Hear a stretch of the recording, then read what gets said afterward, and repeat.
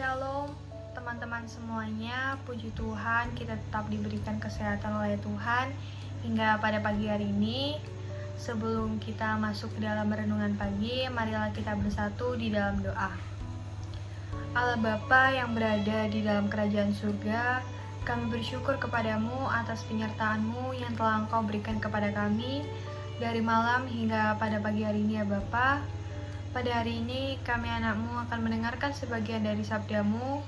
Siapkanlah hati dan pikiran kami agar sabda-Mu dapat menjadi petunjuk di kehidupan kami.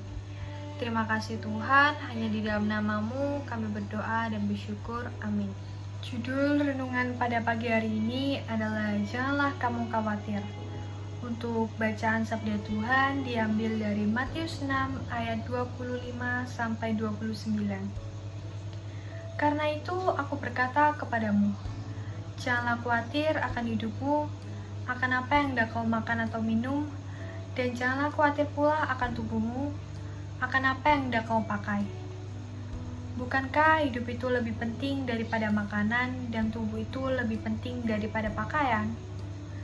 Pandanglah burung-burung di langit, yang tidak menabur dan tidak menuai, dan tidak mengumpulkan bekal dalam lumbung, namun diberi makan oleh Bapamu yang di sorga. Bukankah kamu jauh melebihi burung-burung itu? Siapakah di antara kamu yang karena kekhawatirannya dapat menambahkan sesa saja pada jalan hidupnya? Dan mengapa kamu khawatir akan pakaian? Perhatikanlah bunga bakung di ladang, yang tumbuh tanpa bekerja dan tanpa memintal. Namun aku berkata kepadamu, Salomo dalam segala kemegahannya pun tidak berpakaian seindah salah satu dari bunga itu. Amin. Teman-teman yang terkasih dalam Kristus, tidak ada seorang pun yang tidak pernah mengalami kekhawatiran. Semua manusia pasti selalu diteror oleh kekhawatirannya yang dapat memperburuk keadaan hidupnya sendiri. Tetapi apa sih sebenarnya arti khawatir? Sama seperti yang kita tahu, khawatir adalah rasa takut, cemas, gelisah terhadap sesuatu hal yang belum diketahui dengan pasti. Dalam kehidupan sehari-hari, kita pasti bertemu dengan banyak hal yang seringkali membuat kita merasa khawatir. Entah itu dalam keluarga, sekolah, pekerjaan, masa depan, bahkan dalam lingkungan masyarakat. Tetapi jika kita baca pada Filipi 4 ayat 6, janganlah hendaknya kamu khawatir tentang apapun juga, tetapi nyatakanlah dalam segala hal keinginanmu kepada Allah dalam doa dan permohonan dengan ucapan syukur.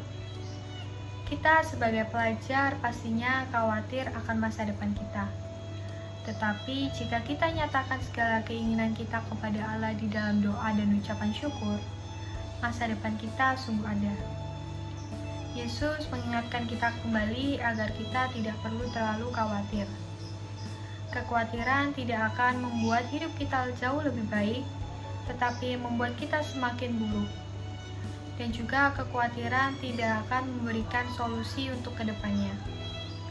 Sama seperti yang dikatakan dalam Matius 6 ayat 34, sebab itu janganlah kamu khawatir akan hari besok, karena hari besok mempunyai kesusahannya sendiri. Kesusahan sehari cukuplah untuk sehari.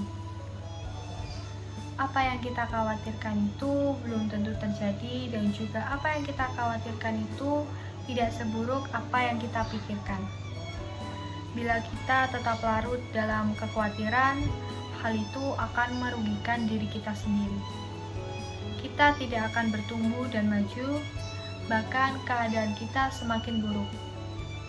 Ketika seseorang terus dalam kekhawatiran, dalam hidupnya pasti tidak ada ucapan syukur.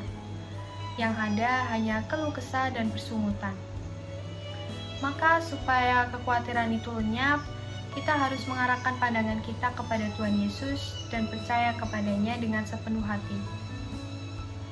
Akhir-akhir ini mungkin kita merasa seperti sendirian dan khawatir akan apa yang kita lakukan. Tetapi yang perlu kita ingat satu hal, bahwa Tuhan tidak akan meninggalkan kita sendiri.